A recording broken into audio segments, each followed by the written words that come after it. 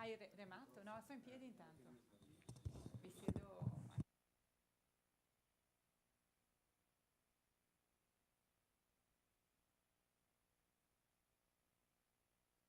Siamo in diretta. Buongiorno a tutti, grazie di essere qui. Siamo in diretta da Palazzo Ferrofini oggi a presentare il progetto Equal Play, progetto proposto e promosso dal gruppo Polis di Padova, un gruppo di 4 cooperative che da anni lavora per e contro la violenza di genere, contro gli stereotipi. Oggi siamo qui grazie al consigliere Elisa Cavinato che ci ospita, che è da sempre vicina al gruppo Polis. Andremo a presentare questo progetto, che in realtà è un progetto in rete con molte realtà e che lavora soprattutto per i più giovani all'interno del mondo del calcio, ma non solo per i più giovani, per i ragazzi, anche per le famiglie, per gli educatori e i formatori, con strumenti innovativi e ovviamente collaborando con il mondo del calcio, in particolare con la FIGC, la Lega Dilettanti, e con il mondo sportivo. Quindi molte le presenze autorevoli che vedete anche qui seduti. Io voglio subito passare la parola al consigliere Elisa Cavinato che apre questa nostra mattinata. Buongiorno a tutti e benvenuti nella Casa dei Veneti, Palazzo Ferrofini, sede del Consiglio regionale. È un piacere avervi qui oggi con me, un'iniziativa che purtroppo parte da una triste e inesorabile constatazione. La violenza di genere c'è e si manifesta sotto diverse forme ogni giorno, anche purtroppo laddove non ci si aspetterebbe mai nel mondo dello sport. Il gruppo Polis, attivo da anni nel progettare ed organizzare eventi per contrastare questo drammatico problema, ha pensato quindi di mettere in campo un progetto contro le disparità di genere del calcio. Anche nello sport più amato dagli italiani, infatti, troppo spesso assistiamo ad episodi di aggressione, violenza fisica e verbale. A volte persino i genitori finiscono per essere protagonisti in negativo, aiutando così a peggiorare un quadro già di per sé desolante. Come il calcio, però, Gruppo Polis ha pensato di fare gioco di squadra e in questo progetto, che sarà poi illustrato nei dettagli, sono infatti coinvolti più giocatori. Gruppo Polis, per vincere questa partita, gioca insieme ad altri, decidendo di fare una tela per combattere una piaga che purtroppo è tutta intorno a noi. C'è bisogno di educazione, c'è bisogno di rispetto, c'è bisogno di uno sport pulito che insegni i valori che sempre vogliamo condividere. C'è bisogno di più iniziative come questa.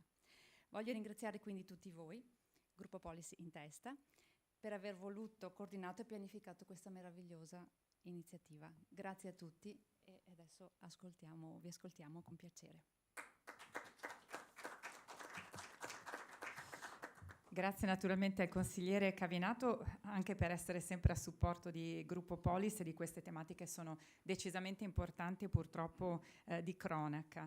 E come è stato detto, appunto, Gruppo Polis ha ideato il progetto non da solo, in collaborazione in particolare con l'Università di Padova, che ascolteremo tra pochissimo, in collaborazione con CONI Veneto, in collaborazione con la FIGC e la Lega Dilettanti di calcio a livello regionale. Un progetto che al momento si estende a livello regionale, ma in un secondo step si estenderà anche a livello nazionale, quindi sentirete parlare di Equal Play in un secondo momento. E naturalmente con tanti partners, in primi Eurointerim, da sempre vicina al gruppo Polis.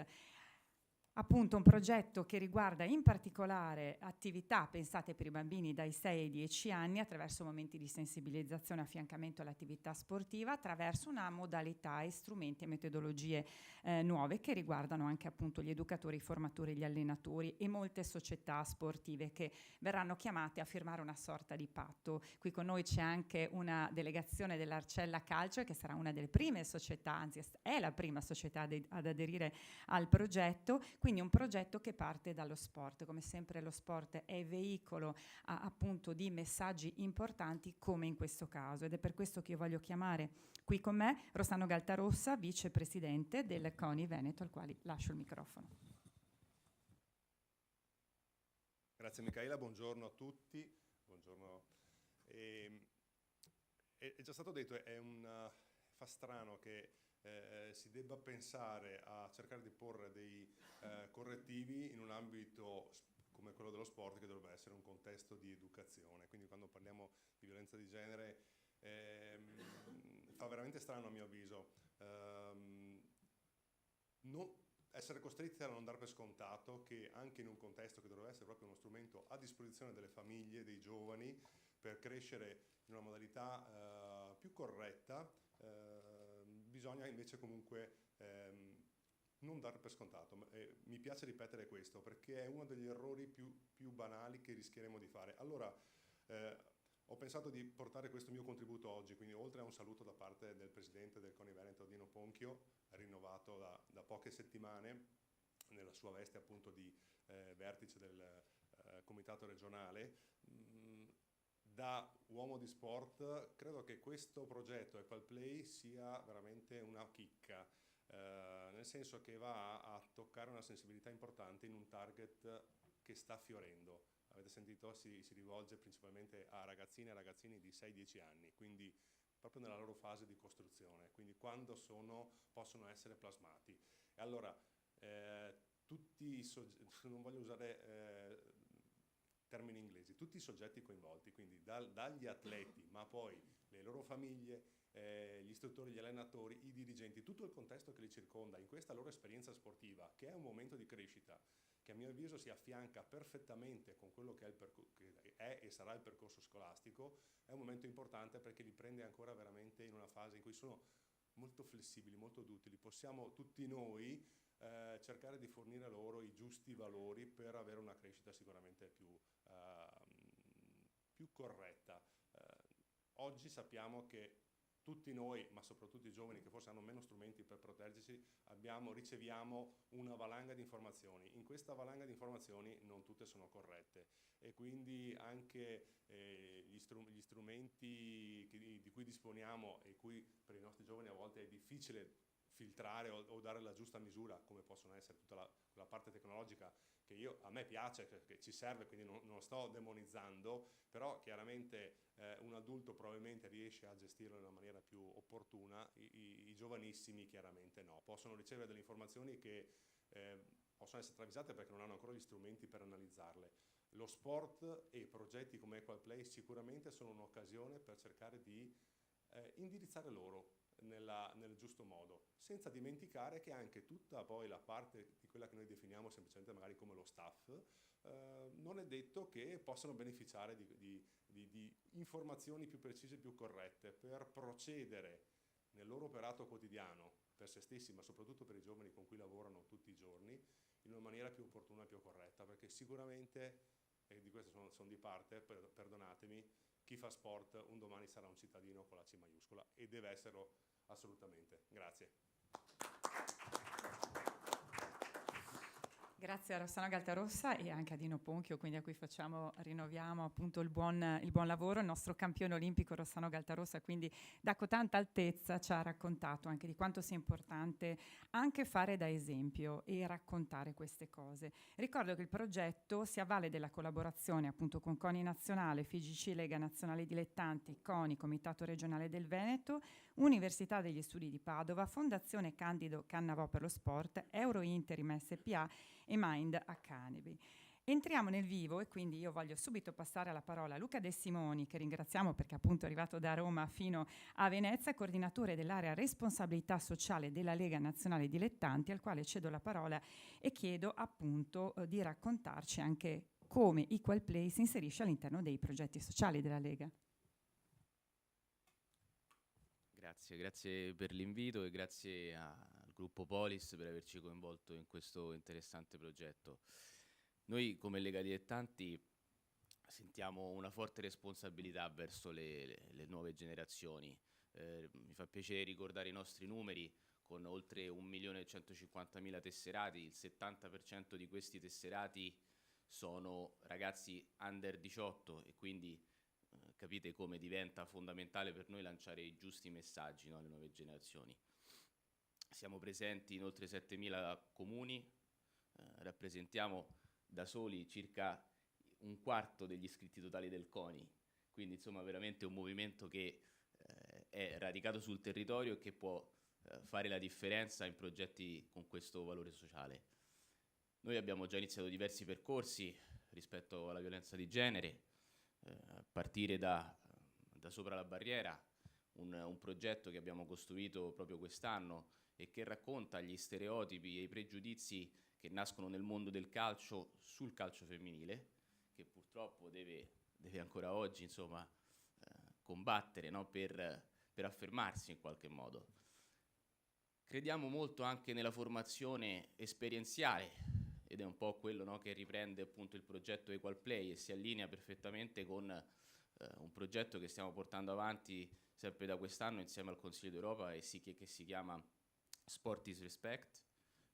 È una metodologia house sport e appunto si parla di formazione esperienziale, i ragazzi sul campo coinvolgendoli nelle attività e quindi diciamo non andando a parlare con i ragazzi nelle classiche modalità come facciamo oggi, no? Face to face in convegni, perché poi purtroppo si perde, no, la loro attenzione dopo pochi minuti, e quindi crediamo che la formazione formale e esperienziale possa veramente fare la differenza, soprattutto in questo range di età in cui parlavamo, in quale sono coinvolti i ragazzi in Equal Play. Inoltre mi fa piacere ricordare che la Lega Dilettanti sta investendo molto sul calcio femminile. Il calcio purtroppo, insomma, questo non lo scopriamo oggi, è uno sport un po' macista e maschilista, ma ci sono dei numeri incoraggianti dal punto di vista del calcio femminile, perché negli ultimi 4 anni le tesserate sono pressoché raddoppiate. Il movimento rappresenta comunque ancora solamente circa il 4%, il movimento femminile, del movimento calcistico totale, quindi insomma si sta andando sicuramente nella direzione giusta, perché appunto c'è un incremento costante, ma c'è ancora tanto lavoro da fare da questo punto di vista. Speriamo che Equal Play ci aiuti, no, in questo percorso di crescita e che possa appunto beneficiare sì le squadre, i ragazzi, ma poi appunto tutta la società e la nostra comunità. Grazie. Grazie mille, poi entreranno anche nello specifico, però a proposito appunto di calcio femminile il progetto prevede anche una sorta di prova gratuita di 2 settimane proprio per le bambine, per avvicinarle al gioco del calcio, più tanti altri strumenti, ma non li racconto io perché li racconteranno appunto la professoressa Testoni e Alice Zorzan. Adesso voglio dare la parola a Luigi Sposato, presidente di Eurointerim SPA, perché appunto Eurointerim da sempre lavora all'interno proprio dell'azienda per la parità di genere e contro la violenza sulle donne. Da 10 anni sostiene il gruppo Polis e quindi non poteva non essere qui con noi oggi Luigi Sposato.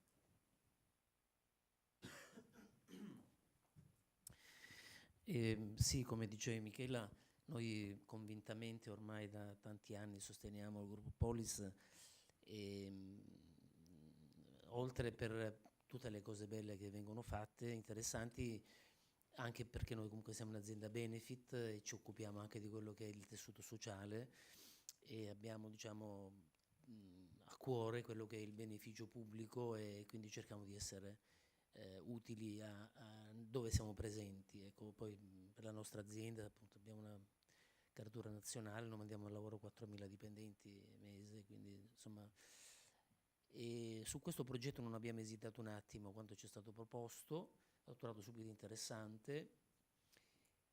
Perché? Perché io guardo l'essere umano quando arriva nel mondo del lavoro. Io tratto lavoratori, quindi avendo tanti dipendenti, vedo i lavoratori che servono all'azienda, vedo i lavoratori che hanno successo nel mondo nella loro attività, nel lavoro autonomo, nell'imprenditoria. Quindi ho una chiave di lettura di questi ragazzi che poi verranno, con cui si instaurerà un dialogo sicuramente costruttivo, li vedo da adulti e quando arrivano da adulti io vedo quelli che hanno successo e quelli che non hanno successo. Quelli che hanno successo per la maggiore sono persone in grado di ascoltare l'altro in maniera attiva, non subendolo, non condividendo tutto quello che gli viene detto, ma ascoltandolo.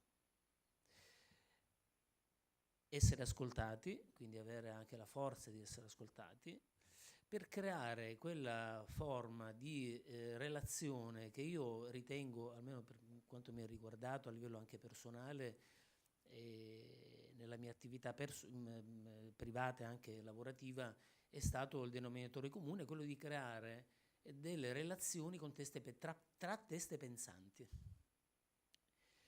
Dico sempre a tutti i miei collaboratori che devono essere teste pensanti.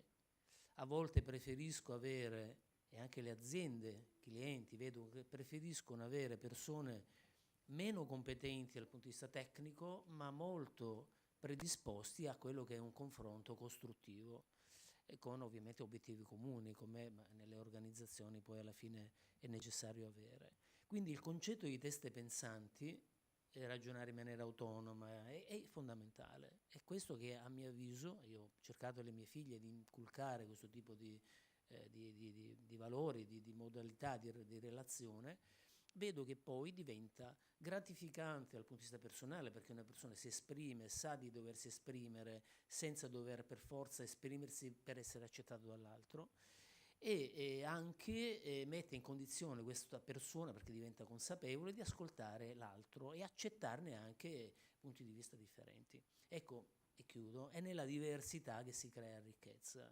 Questo è un concetto per me molto importante, perché lo vediamo poi che diventa il fattore di successo nell'attività lavorativa.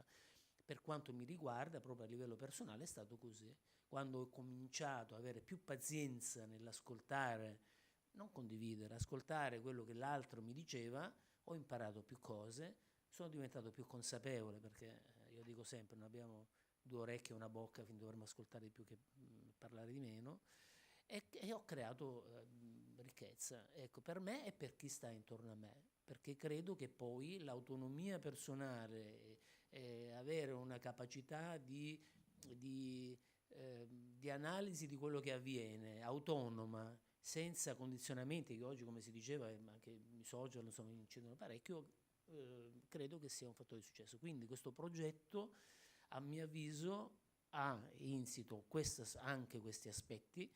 Quindi il rispetto passa per l'accettazione dell'altro e nella consapevolezza che insieme poi si raggiungono risultati straordinari, perché chiudo veramente, non tutti i ragazzi diventeranno i Maradona e i Messi, ma diventeranno uomini, padri, e diventeranno, per quanto mi riguarda, egoisticamente lo vedo, lavoratori, e quindi io vado in cerca di questo tipo di lavoratori. Grazie. Grazie ai nostri ospiti. Adesso facciamo un cambio sedie, quindi chiedo ai nostri 3 ospiti di lasciare spazio a altre 2 donne, quindi facciamo equal play nel vero senso della parola, e quindi chiamo Alice Zorzana, responsabile dell'area di contrasto alla violenza di genere di Gruppo Polis, e la professoressa Ines Testoni, professoressa ordinaria di psicologia sociale dell'Università di Padova, perché con loro proprio entriamo nel vivo di equal play e quindi cerchiamo di capire perché in particolare il Gruppo Polis, e quindi chiedo anche ad Alice di dire 2 parole su che cos'è il Gruppo Polis, qual è l'ambito di intervento e perché all'interno di tutte le attività di contrasto alla violenza di genere avete scelto di portare avanti Equal Play. Grazie Michaela, buongiorno a tutte e a tutti. Io avrei preparato qualche slide per non perdere il filo del discorso, però cercherò di essere comunque abbastanza sintetica e veloce. Ok, le vedete. Noi come Gruppo Polis, dico 2 parole per far capire un po' da che bacino comunque nasce questa idea progettuale. Siamo un gruppo di cooperative, come diceva prima Michaela, di Padova, attive ormai da 40 anni sul territorio, e ci occupiamo di persone in difficoltà, in emarginazione, ci occupiamo di disabilità e di salute mentale, quindi abbiamo nel corso degli anni costruito servizi e progetti per andare incontro ai bisogni che incontravamo nel territorio, bisogni che ovviamente poi rispetto a 40 anni fa, 30 anni fa, 20 anni fa cambiano. La nostra area di contrasto alla violenza di genere ha 15 anni, quindi ha comunque una storia che si sta stratificando, ma è comunque la più recente tra le nostre aree di intervento. Il nostro motto in ogni caso è la persona, il nostro impegno, quindi e ritengo che questo progetto si inserisca comunque all'interno di questo nostro valore fondamentale che ci accomuna appunto all'interno del gruppo Polis. E le aree appunto sono quelle che vi ho appena elencato. Ci occupiamo appunto anche di inclusione e di inserimento lavorativo di persone svantaggiate. Siamo in totale circa 200 lavoratori, però sono numeri che variano molto, 200 lavoratori e lavoratrici, e ogni giorno seguiamo circa 700 persone nei nostri servizi, che sono sia residenziali sia diurni. Abbiamo ovviamente un gruppo di volontari e di volontarie e di aziende come appunto Eurointerim, che ringrazio perché soprattutto da quando è nata proprio l'area di contrasto alla violenza di genere è stato un partner sempre molto importante per noi. All'interno di quest'area di cosa ci occupiamo? Ovviamente il nostro intervento è iniziato con le donne vittime di violenza, quando nel 2010 il Comune di Padova ci ha coinvolto perché esisteva ovviamente nel territorio un centro antiviolenza, ma non esistevano ancora le case rifugio. Noi, avendo avuto negli anni esperienze di accoglienza appunto anche di donne che provenivano da percorsi di tratta, siamo stati contattati per iniziare la prima accoglienza di una donna e da lì non ci siamo più fermati. In questi 15 anni ci siamo veramente sviluppati molto perché purtroppo, come hanno detto le persone prima di me, il fenomeno è presente, non è emergenziale ma è strutturale nella nostra società e per fortuna le donne stanno cominciando a chiedere aiuto molto più che in passato. Quindi dalla prima casa rifugio aperta appunto nel 2010, quest'anno stiamo per aprire la 4ª casa, sempre grazie anche alla Regione del Veneto, che appunto ci supporta anche a livello di finanziamenti oltre che di mission dei servizi e di tutti anche i nostri partner territoriali come aziende ma anche donatori che sono sensibili alla tematica. Nelle case rifugio ospitiamo ovviamente donne vittime di violenza con figli e figlie minori e c'è un'equipe di educatrici, assistenti sociali, psicologhe formate che seguono queste donne. Ma ci siamo anche interrogati rispetto a chi compie questa violenza e nel 2014 abbiamo quindi aperto anche un servizio per gli uomini autori di violenza, servizio denominato SUM, ma che rientra anche questo nella mappatura regionale insieme ad altri 9 servizi che in Veneto si occupano dei maltrattanti, degli uomini autori di violenza. Questi sono i servizi, ma la nostra anche area importantissima è quella della prevenzione, dove appunto il progetto Equal Play si inserisce. Fare prevenzione oggi è fondamentale, non possiamo parlare solo di protezione, perché con la protezione arrivi sempre dopo che il danno è già stato fatto.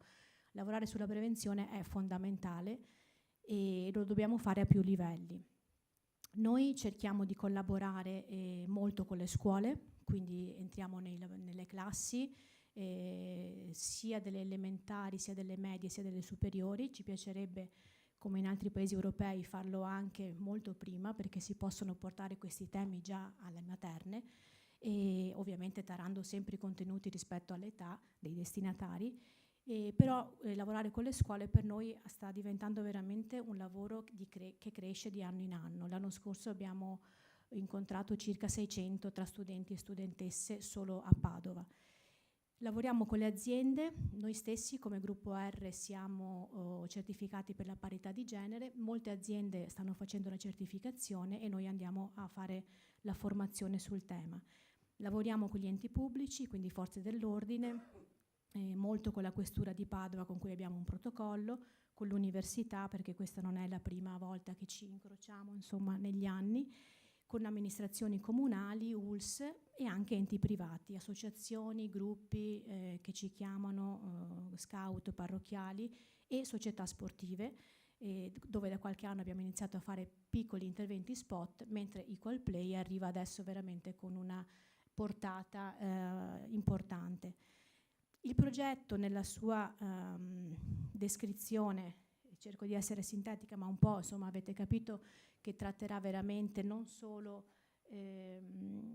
un lavoro diretto con i bambini e le bambine, ma cercherà anche di allargare i destinatari a tutti quegli adulti che girano intorno a questi piccoli e piccole atleti, quindi dirigenti, allenatori, e famiglie che saranno coinvolte e riceveranno comunque delle informazioni utili per aiutare tutti insieme a crescere queste giovani persone con i principi e i valori che stiamo dicendo importantissimi per diventare poi uomini e donne che sanno vivere in una società rispettandosi con i principi e i valori dell'inclusione e cercando di raggiungere questa famosa parità di genere che ricerche mondiali ci dicono per l'Italia ci vorranno ancora circa 132 anni per arrivare ad una parità tra uomini e donne in tutti i livelli della vita sociale, politica, familiare, privata, eccetera.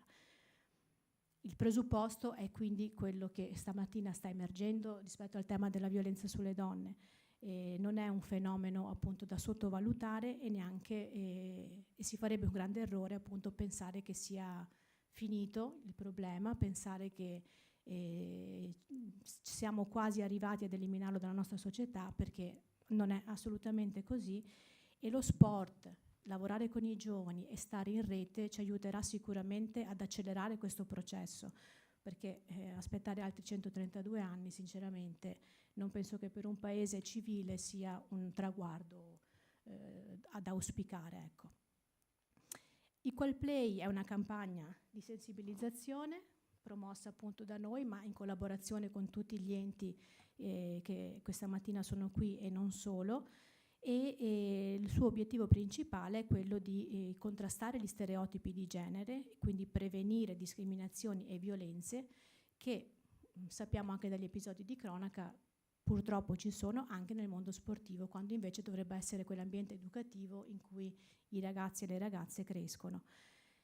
Gli obiettivi ovviamente sono quelli di ridurre queste discriminazioni, queste magari non sono violenze esplicite, però comunque quel substrato di credenze, ecco, di credenze culturali e di modi di atteggiarsi e di fare che sono molto pervasivi nel mondo del calcio, perché come abbiamo sentito insomma è un ambiente prettamente maschile, quindi è molto importante lavorare soprattutto con i bambini, con i ragazzi e con i maschi. Io credo che per contrastare il fenomeno della violenza di genere sia importante che le donne continuino a portare avanti la battaglia per i loro diritti, ma non ce la faremo mai se dall'altra parte non ci saranno gli uomini che con noi fanno questo percorso, perché altrimenti rimarranno sempre due fronti, quando invece bisogna lavorare insomma insieme uniti per arrivare allo stesso obiettivo.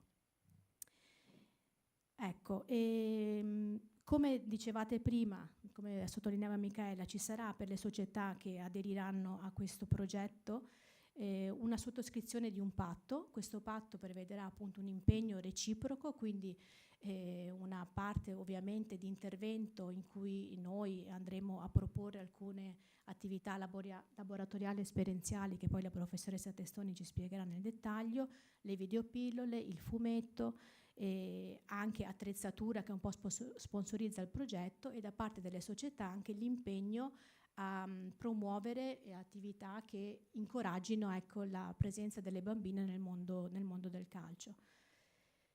In questo momento del progetto noi siamo in piena attività con la società Arcella, che ringrazio veramente di cuore per aver aderito come prima società a questa iniziativa che è sperimentale, quindi siamo proprio nel pieno delle attività. Finiremo a giugno col primo gruppo di bambini e di bambine che saranno alla fine circa una cinquantina di atleti coinvolti. Successivamente espanderemo il più possibile questo progetto a livello veneto, e l'obiettivo è quello che diventi anche di portata nazionale. Quindi durante insomma, i prossimi mesi lavoreremo per raggiungere questi obiettivi, e nell'autunno del 2026 cercheremo di raccogliere tutti i risultati che otterremo con un convegno insomma, finale, sperando di poter dare veramente dei risultati positivi e di poter raccontare qualcosa che incoraggi anche poi nella continuità del progetto. I partner li avete già sentiti, è veramente una rete che io trovo multiprofessionale, molto molto valida, quindi CONI, FIGC, l'università, l'azienda Eurointerim, Mind Academy che ci aiuterà per la costruzione del fumetto e la fondazione Candido Cannavò. Quindi veramente se ognuno fa il suo pezzettino siamo messi molto molto bene. Ecco, avrei finito, spero di essere stata abbastanza chiara e sintetica e grazie per l'attenzione. Professoressa, a lei. Sì, andiamo a chiudere proprio cercando di capire quali saranno gli strumenti messi in campo e quali sono stati già messi in campo e l'Arcella li sta provando sul campo, sempre, scusate il gioco di parola, con la professoressa Ines Testoni, alla quale lascio il microfono.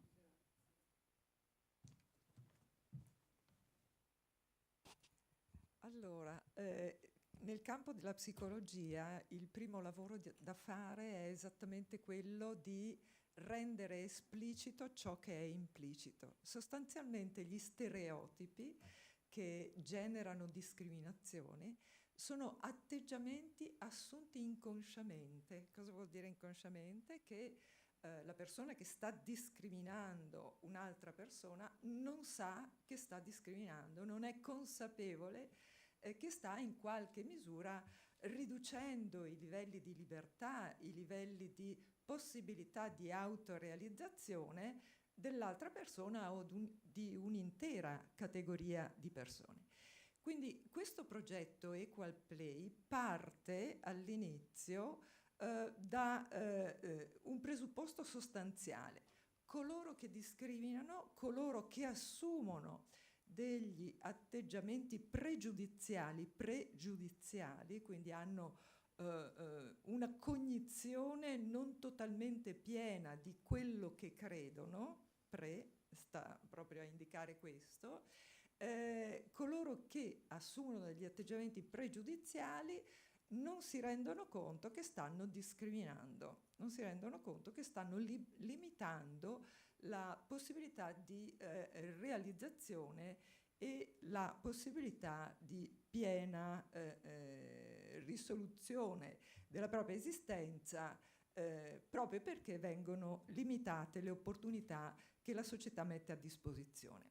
Bene, per poter passare dalla condizione inconscia dell'assunzione del pregiudizio e dunque di certezze date per sicure, in quanto consuetudinarie, in quanto addirittura ereditate dalla tradizione, in quanto addirittura insegnate e assunte come indiscutibili fino a quel momento, per far capire questo bisogna mettere in situazione le persone, cioè vale a dire bisogna far sì che nel confronto le persone si accorgano che stanno limitando la libertà dell'altro. E per fare questo bisogna creare il contesto, bisogna creare l'esperienza, lo dicevamo anche prima.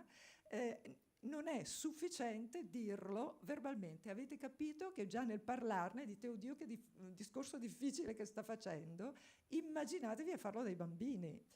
State assumendo un atteggiamento pregiudiziale e discriminatorio nei confronti delle bambine. Loro dicono cosa vuol dire? Punto di domanda.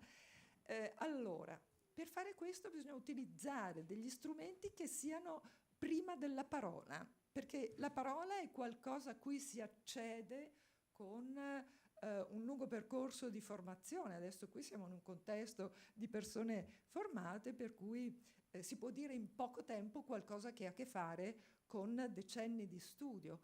Con i bambini queste parole non possono essere usate e dunque bisogna contestualizzare l'azione. Per contestualizzare l'azione Equal Play farà in modo che bambini e bambine si cimentino rispetto a delle aspettative, rispetto a degli orizzonti che vorrebbero in qualche misura creare per il proprio futuro, perché no, delle aspirazioni in campo sportivo. Attualmente le bambine non hanno grandi aspirazioni in campo sportivo. Se noi chiediamo a un bambino cosa vorresti fare da grande, è molto probabile che dica il calciatore e vincere delle coppe importantissime. Se lo chiediamo ad una bambina sicuramente non dirà che vuole fare la calciatrice, non le viene proprio in mente che possa essere la possibilità di realizzazione. Che cosa vuol dire questo? Che la condizione sociale attuale non apre come orizzonte di autorealizzazione la vita sportiva per le donne, tanto in ambito calcistico quanto negli altri ambiti. Equal Play vuole passare la palla, ma nel senso reale, concreto, bambini che sappiano passare la palla con il loro entusiasmo, con l'entusiasmo che li unisce nell'incontrarsi nel campo di calcio, alle bambine, e passare il gusto del gioco alle bambine, in modo tale che le bambine scoprano il piacere del calcio. Quindi è una scoperta che deve essere messa in campo e in gioco a tutti gli effetti. Questa esperienza deve aprire poi la possibilità dell'elaborazione. Se io chiedo ad una bambina perché non vuoi giocare a calcio, semplicemente dice: ma non mi è mai venuto in mente, non mi piace e preferisco giocare in un altro modo, fare un'altra cosa. Se permetto ad una bambina di fare una partita di calcio con dei bambini entusiasti che sanno passare il pallone, che sanno insegnare questa passione, posso chiedere dopo alla bambina che cosa e come, in che maniera si rappresenta il calcio, che cosa vuol dire essere appassionati e appassionate di questo sport. Per fare tutto questo percorso, dunque, bisogna mettere in situazione, bisogna far giocare, bisogna far passare un entusiasmo da chi ha la palla dell'entusiasmo ai piedi di chi non conosce questo entusiasmo. E utilizzeremo le Creative Arts Therapies, che sono diciamo delle tecniche espressive che permettono di mettere in comunicazione le persone, in particolare per i bambini vanno molto bene, produrre dei simboli, produrre delle testimonianze del loro mondo interiore, di ciò che non è espresso verbalmente, e dare una forma a questo mondo interiore, che significa anche dare un'immagine su cui poi ci si possa confrontare per verbalizzare quanto è stato vissuto. Dico sempre, le Creative Arts Therapies, le tecniche espressive aiutano a riconoscere un pensiero che non ha ancora le parole per essere detto. Allora, a quel punto, data un'esperienza in cui si può permettere alle bambine di scoprire in che cosa consista qualcosa di entusiasmante, il perché non conoscesse prima questo orizzonte, e dare la possibilità alle bambine di testimoniare quanto il mondo escluda loro da questo contesto, e permettere alle bambine di far sapere che potrebbe nascere l'entusiasmo anche per loro in questo contesto, farlo sapere ai bambini, farlo sapere agli allenatori, e creare un orizzonte all'interno del quale esistano delle allenatrici che si rendono disponibili, è esattamente ciò che Equal Play farà. Vale a dire offrire l'opportunità di mettere in campo un pensiero che non ha ancora le parole per essere riconosciuto, che non ha ancora le parole per essere simbolizzato. Bene, questo è, diciamo così, l'aspetto strategico dell'intervento: permettere alle persone di capire quello che non possono verbalizzare e che, se viene verbalizzato, non viene compreso. Cioè, se io dico non devi discriminare le bambine nel gioco del calcio, il bambino dice: vabbè, ma io non faccio niente di male, io vado a giocarmi la mia partita la domenica nel campo e non accade niente che io, diciamo così, debba poi in qualche misura dover giudicare negativamente rispetto a me stesso. ho giocato la mia partita di calcio e ho fatto tutto quello che gli altri si aspettavano che io facessi. Ebbene, questo è un contesto all'interno del quale non è possibile per il bambino che in questo modo, escludendo a priori le bambine dal campo di calcio, sta agendo, sta seguendo un modello stabilito a livello culturale che stabilisce che il calcio è uno sport solo per uomini e per maschi, e maschi anche prestanti.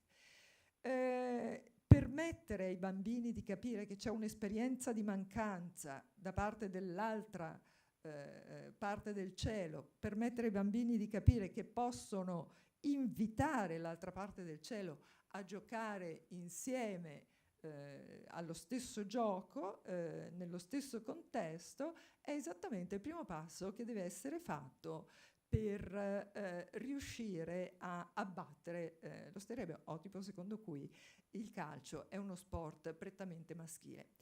Altresì bisogna però sapere che le bambine a loro volta devono diventare soggetti di cambiamento, cioè vale a dire devono essere proprio coloro che si propongono, quindi saranno anche le allenatrici a rendersi promotrici di questa evoluzione all'interno di uno sport così importante, è forse il più importante a livello nazionale per gli italiani e le italiane. Bene, allora a questo punto avete capito su che cosa stiamo facendo perno, sul fatto che non ci rendiamo conto di essere discriminatori semplicemente perché la tradizione ci mette a disposizione una serie di dispositivi che funzionano benissimo, non ultimi quelli organizzativi ed economici, e che dunque cominciare con i pulcini e le pulcine è sicuramente un primo passo, ma è un primo passo che mette il piede nella porta, cioè significa che questa porta deve essere aperta e deve essere compresa, capita nella propria apertura in tutte le sue componenti, specialmente quelle inconsapevoli, quelle che diamo per scontate semplicemente perché le abbiamo ereditate. Ecco, questo è il lavoro di Equaplay, che capite non è da poco.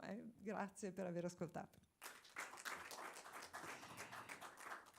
Grazie alla professoressa Testoni che ci ha fatto capire che cosa c'è sotto questo progetto. Per fortuna la palla è rotonda, quindi in un certo senso può simboleggiare questo mondo, le due parti del cielo che attraverso il calcio, attraverso i più piccoli possono cominciare a parlarsi grazie anche a questa opera di sensibilizzazione del mondo del calcio che sappiamo, insomma lo leggiamo sui giornali, quello che succede poi anche nelle partitelle parrocchiali purtroppo. Allora, io ringrazio Gruppo Polis, Stefano Zaramella anche che ha ideato tutto questo, ringrazio tutti i partner che sono qui oggi ma che appunto lavoreranno da qui al 2026, abbiamo capito, autunno 2026 all'interno di questo progetto regionale e nazionale, quindi sentirete parlare. Tutti i materiali immagino saranno nel sito del Gruppo Polis e poi relativamente a Equal Play. Devo ringraziare, voglio lasciare appunto la chiusura al consigliere regionale Lisa Cavinato che ci ha voluto ospitare e portare appunto alla luce questo progetto a partire dalla Regione del Veneto. Grazie in primis al Gruppo Polis e a tutti i partner per questo meraviglioso progetto. Sicuramente sarà molto forte la presenza di chi vorrà partecipare e portarlo nelle proprie squadre, e quello che farà sarà molto importante per tutti. Grazie. Grazie mille, grazie a tutti e naturalmente buon lavoro.